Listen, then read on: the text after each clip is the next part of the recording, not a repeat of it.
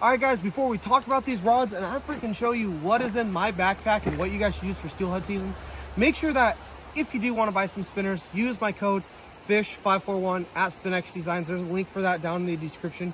Evan makes some super awesome stuff. They catch a lot of fish. You guys are going to see in the video all the spinners of his that I have in my tackle box, because that's pretty much what I primarily fish with. So make sure you guys do use my code. It's FISH541. Forgot to say, saves you 10%. But without further ado, let's freaking go ahead. Let's talk about these rods and this gear, and I hope you guys enjoy the video. Okay, everybody, welcome into the channel. Before we get into this, I want to show you guys something really quick. So this tree right here, there's nothing in the middle of it. It's literally hollow. And look, the freaking thing's alive. So if you guys are at the river, just be careful of stuff like that, because if it gets wet, you're standing right there, you're gonna be. But anyways, on today's freaking episode, I'm gonna be kind of showing you guys. Now, this is what I like to carry with me, what I like to use. I'm showing it to you guys because, you know, I catch a decent amount of steelhead. I'm not great by any means, but I do everything on a pretty friendly budget. Steelhead fishing and salmon fishing can get really, really expensive, but we'll kind of talk about price points, what I have, what I like to use, and hopefully maybe you guys can learn something from this, or maybe you guys want to fish like I do. But let's go ahead and roll into what we got. So first thing we're going to kind of talk about is rod setups. Now, all you guys are going to be like, Devin, why are you using Walmart stuff? Well, you guys have seen this salmon season. This freaking rod is a Slayer. I have 3 of them. But I like 8 to 12 spinning rods. Now, this is a 6.6, 8 to 12. It has my Okuma Nemesis 2500 on there. I have an R&B lure on this rod. I've actually been out just fishing for some coho and stuff. But an 8 to 12, anywhere from 6.5 to 8 foot long rod is perfect. This is my spinner throwing. Maybe it's, you know, middle of December, and oh my God, a fish just jumped right there. But, you know, maybe it's like middle of December or whatever, and you guys are wanting to throw some twitching jigs. I like to use my twitching rod as my spinning rod. So I always carry 2 rods with me. That's the first of what I like to carry. My second rod, and by the way, that reel was $32 and the rod was $20. So that's like a $50 combo. It's lasted me all this year. That's lasted me like a long time, because that's actually my bass fishing setup too. I like to multi-purpose all my rods. You know, get my best bang for my buck. This rod right here, I have to step back for you guys. You're not gonna be able to see the whole thing, but this is my 10'6" Okuma 6 to 15. It is spooled up. It's rigged up with my Shimano Katana. This has 30-pound like high vis, what you could call it, braided line on there. I can tie bumpers and everything onto this, you know, so when I'm fishing low key like I like to do, if I'm fishing really big heavy water, I can fish slip bobbers, which I don't really do a lot. I like to use fixed floats for pretty much everything. Obviously, it's a 2-piece rod, you know, but the purpose of this is when I'm like casting and I'm trying to mend my line and everything. I mean, like check this out. You know, when I'm down here fishing and I'm like, you know, I cast all the way to that outside seam of that drift out there. By the way, there is another video on my channel of how to read water. So when you guys hear me say outside, inside, all that stuff you don't know, you guys can go peep that. But say I cast all the way over there and I'm like, man, my line is getting a huge bow going downriver and I need to lift my line. Well, this thing's like 15 or 16, probably more, because my arm's probably what, 7? So I'm like almost 17 feet in the air. I can pick my line up and mend it back. That's just what I like to do. I have a lot more give in the top of my rod. I don't lose as many fish. Kind of beneficial. But let's go over here and let's see what we got in the bag. Okay, everybody, so also one quick thing I want to say about that. That rod was $59 at Bi-Mart and that reel was $29 at Bi-Mart. So what was that, 60? That's a $90 combo. That's pretty good, considering most rods that you see all these other YouTubers and stuff use are all $300 rods. Just the rod itself, not even the combo. They have like $500 combos. So I'm doing as much as they're doing, if not more, with way significantly less. For backpacks, you guys don't need to have a mustad bag. I actually literally used the Ozark Trail waterproof bag. I still have it. Dude, Walmart stuff isn't as bad as people say. Because it's Walmart, it's not. It just always makes me laugh. I know everybody laughs at me, but that rod is literally caught way more fish than I had a Lamiglass Infinity rod, and that rod has outfished that rod significantly. I actually broke. Yeah, we went and got really nice rods from this guy in Cottage Grove, and they were each like $200. They were like fancy, and like first cast broke. Yeah, it broke. I was pissed, but That is what it is, buying used gear. I checked it. I just didn't see it. But with backpacks, you don't have to have really nice backpacks. This is just what I like to have. I recommend actual like backpacks. It's just easier to carry when you're walking down the river. Here in my front pocket, something that I would recommend to people is buy a pair of nice braid scissors. These things are only like $2.99, but when it comes to cutting braided line, game changer. This is just like a kind of a budget type thing for you guys, by all means. It actually helps. He's like had to cut it with his teeth, and he has like broken teeth. Yeah. So this is something I like to do, and it works out okay for me. Not everybody likes this, but I can buy a huge box of gallon bags, like a 15 pack or whatever, and they last me all year for just putting my stuff in. I don't put all my stuff in these, but if I'm like, man, I got a couple, floats in bags, or I got line and stuff, I just put them in gallon bags with zippers. But for my bobbers, this is something new that I'm trying, but I've heard a lot of good things about them. These are Aerofloat AF7s. Now they have they say they're made for 1/8 ounce, but I like to fish 1/4 ounce, so I'm just not gonna put one weight on there to make up for the difference. I carry a bunch of those. I carry 12 Seagar STS. This is my favorite stuff. I carry 12, and I also carry a spool of 20. There's no reason to get it out. I just carry 12 and 20.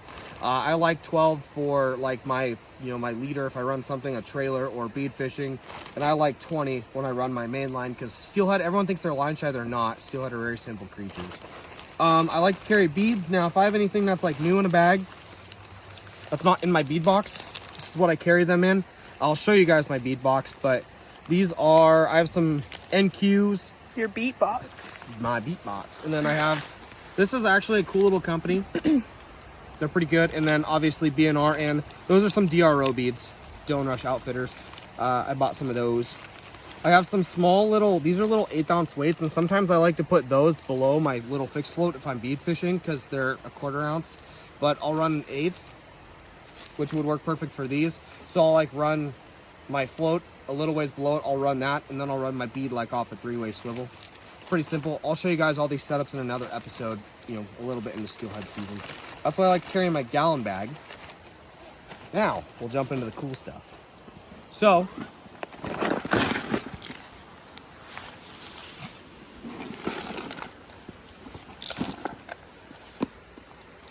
big rip. Anyways, so now take or give all of these things, guys. You don't have to buy as much. This is just an accumulation over like 2 steelhead seasons of stuff, but you guys could buy less, and do the same thing, because it gets expensive fast. But this is this box. Okay, I like these little Bomat clear drifts. I have some bobber dogging bobbers. I don't bobber dog a lot, but I have a couple on rods already. And these right here, peep this real quick.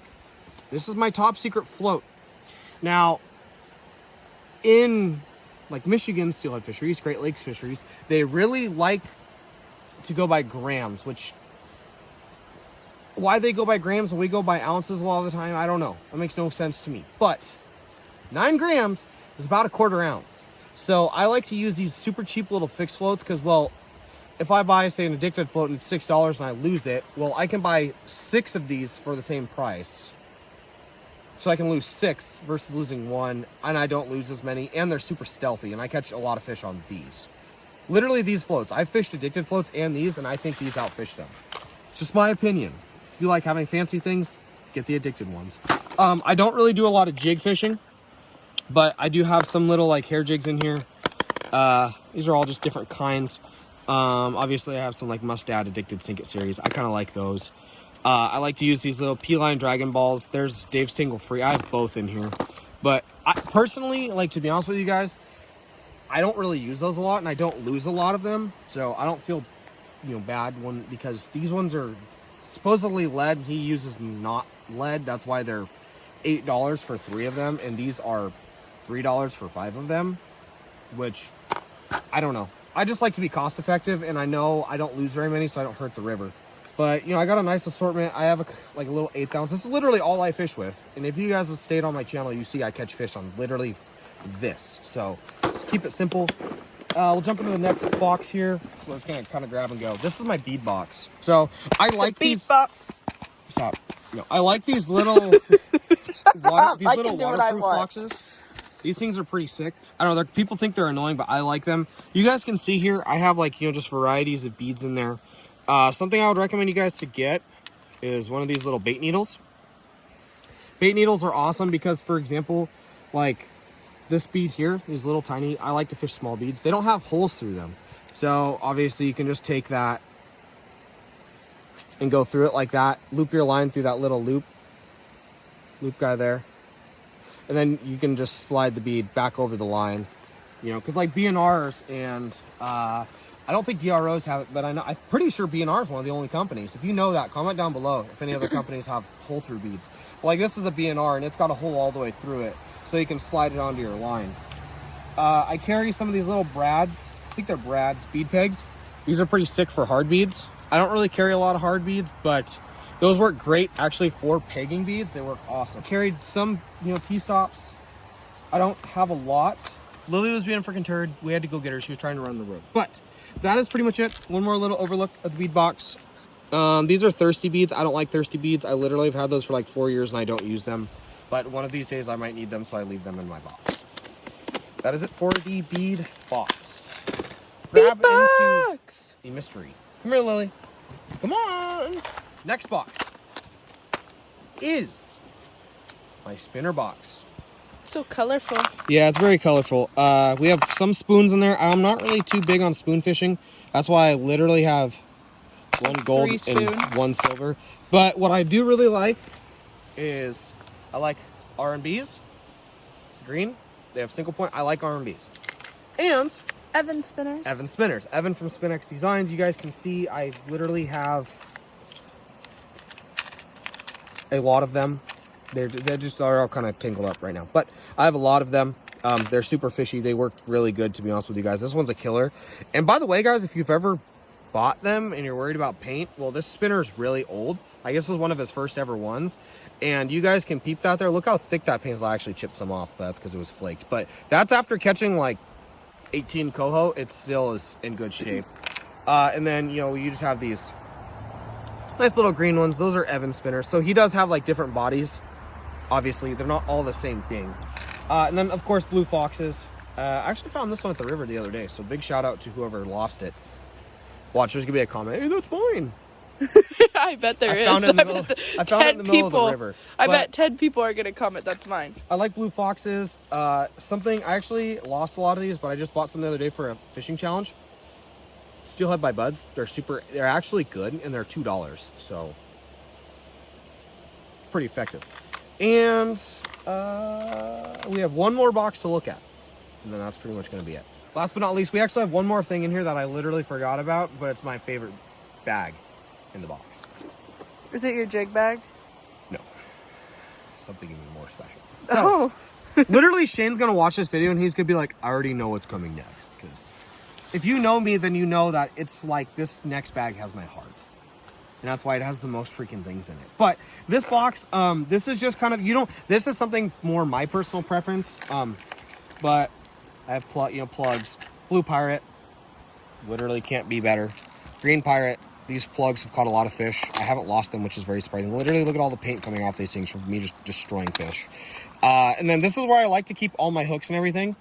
I don't carry very many, but I like 1s, 2s, and I think those are 4s. So I don't go below 4 because that's pretty tiny. And then I just have some twitching jigs in here because you literally never know when you're going to need one. So I don't have many. I have like 4 of them in there. This is just kind of more of an extra box. I believe this is like a wiggle wart. Wiggle warts are pretty sick. Actually, it's a storm plug. It's kind of like a wiggle wart. But these are cool actually for literally casting and retrieving. I'm not going to lie, they're pretty deadly. People just overlook it. Actually, while I'm BSing myself, casting these and retrieving them is pretty deadly too. I have caught more springers doing that than literally any other way of fishing for springers. So it looks cringe and people look at me and then they see me hook a fish and they're like, oh, but I don't know. It's just what works for me. So yeah. And then last but not least, this is my favorite bag. It's literally stuffed. It's called Okeechobee. Those are your pink worms. It says Okeechobee fats. I don't know what that means. It is. Devin, is it filled with pink worms? Not all pink worms. But anyways, this bag was $10 at Walmart, but it's super sick. Everything Walmart, of course. But these bags are cool because if you worm fish and you have to find a solution to putting your worms away, these are super awesome. These are like school binders. And it's filled with worms. Yeah, check it out though. Devin has a thing with worms. Yeah. So what I like to do is in the back, these are extra jig heads and stuff that I don't really ever use. I primarily stick to white jig heads, but as you guys can see, I have like, you know, pink and white, chartreuse. These are just an assortment of worms. Like when I find them at the river, I just throw them in these bags and put them in. These are WFO. I forget what these are called. I have a brand new bag of these and I'll tell you what those are called. I have some of these steelhead, I think they're steelhead stalkers, dragon tail worms. Those actually are pretty good and they're 6-inch worms. These are just kind of like a more natural worm. They're really super small. More Mad River, you know, pink and purple, more pink and white worms. And these are called creamsicle. So these are actually different than these. These are more of like a pink and white. And then those are a creamsicle. But pink and white is literally my all-time favorite. And then here in the front, like I said, I primarily fish white jig heads. So I do have like the mustad worm heads, which I've never tried this because I have never actually found white. So I literally just bought those. But these little arrow jig, 1/4 ounce with the worm keeps, those are my favorite. And then for my little bobbers, I carry all my bands in here because when I go to grab a jig head, I just grab one of these out, or, you know, because the bobbers already have one on the bottom. So I just grab one of those out of the bag, put the bag away. That way I'm always organized. By the end of the steelhead season, this stuff will probably all just be thrown in my bag because I'll forget to put it away. But that is literally it. And now when it comes down to it, you guys, maybe 1 or 2 bags of worms is probably all you're going to need. You know, this is just an accumulation of everything. Just has problems. But this is just over the course of years and years and just buying, you know, more and more stuff. I mean, in a sense, I actually haven't, I mean, all this was pretty much bought last year. I haven't even really bought steelhead gear yet. I do have 2 of these 10-6 rods. I have, you know, 2 Ozark Trail rods. Sometimes I like to use 5 Ozark Trail rods. Well, yeah, but I have 2 of these spinning ones. You know, so that's what I like to carry with me. I keep it super simple, super cheap. It's all really effective stuff. So I'm gonna put this stuff in my bag. We're gonna go freaking do some fishing. Make sure that you guys do subscribe if you like this. If you have like any other comments, drop them down below. Like maybe how, you know, better solution for this that maybe you guys want to do. Any other improved ideas or extra things that you think I should add, comment down below. Maybe other people will read the comments and, you know, maybe they'll want to do that. So I appreciate you guys, and I'll freaking see your guys' face on the next episode.